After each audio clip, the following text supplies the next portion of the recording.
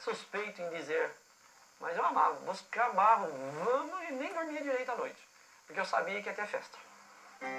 Achamos, hein? Olha aí, ali tem, ó. Ah, olha.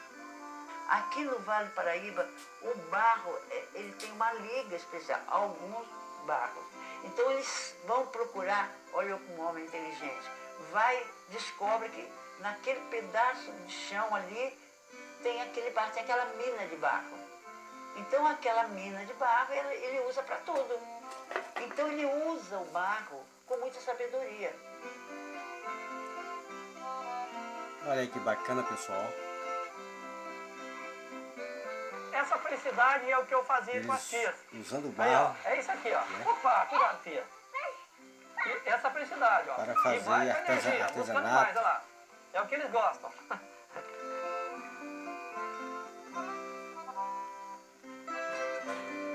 Bacana pra caramba, né? Quando o carro de boi vinha descendo lá do rio Itaim, a gente ouvia o barulho da roda. É, ó. Tudo feito de barro, esses bonecos. Aquele apito, porque você sabia que o carro de boi estava vindo. Eu não existia, né? Só tinha que contar a história. E eles passavam com o carro cheio de barro e eles levavam na fábrica de louça. E nós ia lá e pegava barro lá, né? Porque eles falavam para eles arrumar barro para nós, eles arrumavam. Daí nós pegava o barro das vezes, ficava mexendo, brincando aqui. Desde pequenininho, que nós Esses crescemos. desenhos aí, A minha irmã Edith, a Luísa, né? E eu. Então deparava o boi na frente aí, ô, minha tia falava, ô, aquele barulho, ô. Aí parava de fazer o barulho da roda, porque era madeira com madeira, né? Então assobiava. Tinha bastante figureira aqui, na Rua Imaculada. É, tem lógica. Tá próximo a Argila, né? E ficou Figureiras da Rua Imaculada. Se você parar para pensar, a Rua Imaculada continua lá no Rio Itaim.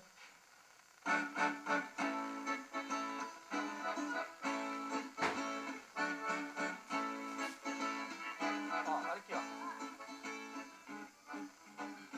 Olha que tamanho. Olha, pessoal, estão tirando barro na beira do rio. Bacana, né?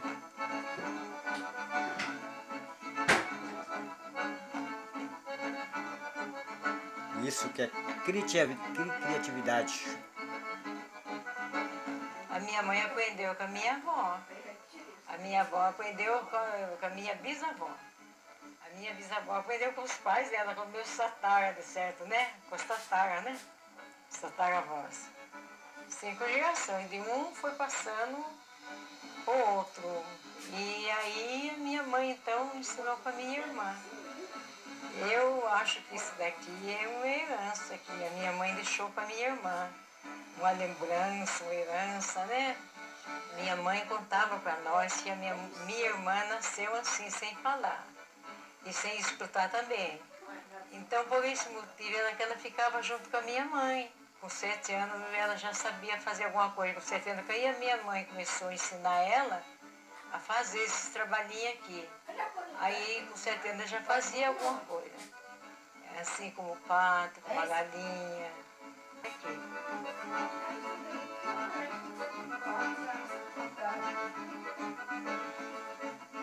Isso são saberes, mil saberes. E não são especializados, tem uma coisa interessante. O homem ele não se especializa, ele não é só cozinheiro, não é só construtor, ele é tudo. Ele tem um monte de saberes que ele seleciona aquilo para ele sobreviver. Isto é cultura popular, é uma vivência. O homem aprende vivendo. E eu nasci numa casa de pau a pique, coberto de sapê, fogãozinho de lenha, gente que só comprava a querosene e o sal, mas era tudo produção nossa mesmo lá. Aí eu aprendi a fazer essas coisas. A minha avó fazia era panelas de barro. O que o ser humano faz? Ele tem o barro, usa a natureza, faz o fogão, aí ele faz a panela, ele faz a casa, ele faz um santo para rezar, ele faz uma flor, ele faz um pote para botar água. Minha mãe não vivia assim, totalmente disso daí, porque não dá para viver disso daí.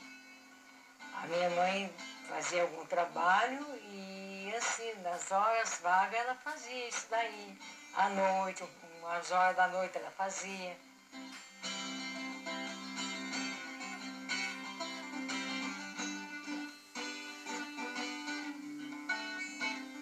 Ah, mas é divertidinho, né? Porque a gente, nossa, eu consegui fazer isso, eu consegui fazer aquilo. E a gente fica contente, né? De fazer alguma coisa. Nessa época que a tia está falando, como eles trabalhavam na fábrica de fiação, vendia só no Natal. Trabalhavam bastante tempo, né, tia? Mas vendia só em dezembro. Presépios e todas as outras peças. A minha bisavó, ela fazia presépio. E ela fazia todas as coisas de presépio. E eu não podia ter acesso àquilo dela ali, que era dela, né? Aí eu peguei e comecei a fazer. Um dia eu falei assim, eu vou tentar fazer. Peguei, fui lá, como diz lá em Minas, fala para Trabanda, do outro lado. Vivenciei isso daí. Eu já Aí a morei em gente casa foi de lá, barro, feita de peguei barro. o barro, né? e fiz. A primeira peça que eu fiz foi um porquinho. Eu olhei, peguei um ovo, falei, se eu puxar aqui dá uma orelhinha, puxar aqui dá outra orelhinha, e aí dá um porquinho gordo, capadinho. Falei, aqui eu faço o rabinho dele, ponho as perninhas. Foi aonde eu comecei o trabalho meu com argila. Eu tinha mais ou menos uns 6 anos, eu era pequena. Aí eu fiz o porquinho, falei assim, agora eu já vou fazer todos os outros bichinhos.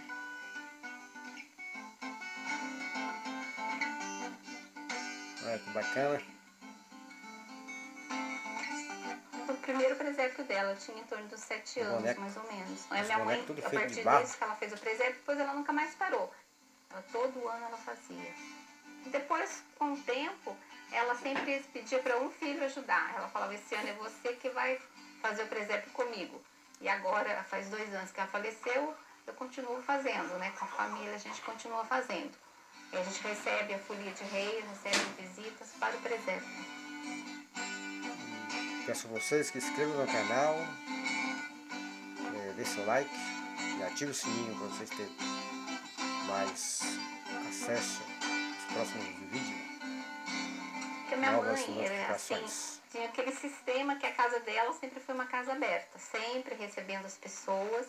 Então o presépio também era uma para ela, era uma devoção muito forte, mas ela fazia na frente da casa para que as pessoas pudessem ver, visitar, então ficava o portão aberto, a pessoa podia visitar o presépio, podia rezar no presépio, tirar foto, então era para ela receber as pessoas. E ela desmontava só em fevereiro, que ela desmontava o presépio. Então, também ela recebia folia de rei para fazer cantar no presépio. Isso já era uma tradição dela que ela pediu para a gente continuar. A arte é algo muito divino, assim, do ser humano. A arte faz falta para o ser humano como alimentação. Aí começa a proliferar essa manifestação que a gente chama de figureiros, porque eles querem falar do que eles estão vendo. Não tinha, assim, dinheiro para comprar brinquedo bonito, então nós fomos criando nosso brinquedo. O que tinha numa fazenda, porque lá onde a gente foi criar, tinha de tudo. E a minha fazendinha também tinha os porquinhos, as vaquinhas, os cavalinhos, carro de boi, que o meu pai era fazedor de carro de boi, aí a gente copiava também, fazia o carrinho de boi, tudo para brincar. Eu gosto de fazer algumas temáticas, por exemplo, assim, vamos falar sobre nossa cultura cotidiana. Pega aquele pedaço de argila que não tem valor nenhum e passa aqui simbolizando uma peça que vem da nossa cultura, o jeca, o caipira, né? Que é normal você ver nessa zona rural, o camarada na sanfona lá, cantando até sozinho, ou com violão, não importa, né?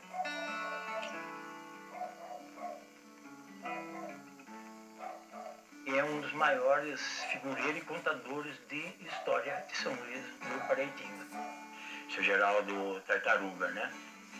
Então ele criava, dentro da história, ele criava uma outra história para fazer essa cabaça, né? Que é as cambuquinhas que ele serrava, né? E aqui é tudo barro. E agora o modelinho, a paciência, cada detalhe. Olha que Impressionante, né?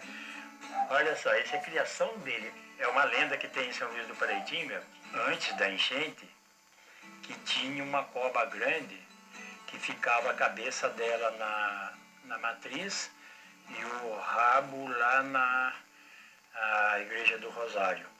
E que quando desse uma enchente, ela ia acordar e nela mexer ia cair as duas igrejas. Isso é muito antigo. A gente não esperava, né, de acontecer uma história que aconteceu na virada de 2009 para 2010.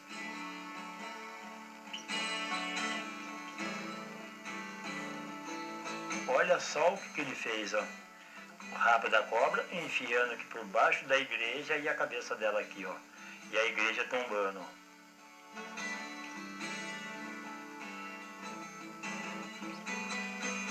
Às vezes, quando vinha alguma criança na casa da minha mãe, assim, criança gosta. Aí ela punhava assim um pedacinho de barro, argila na mão dele, ensinava assim eles lidar com aquilo, ir dando queda. Sai alguma coisinha, sai galinha, sai um cachorrinho. É, e criança gosta, né? É, criança gosta.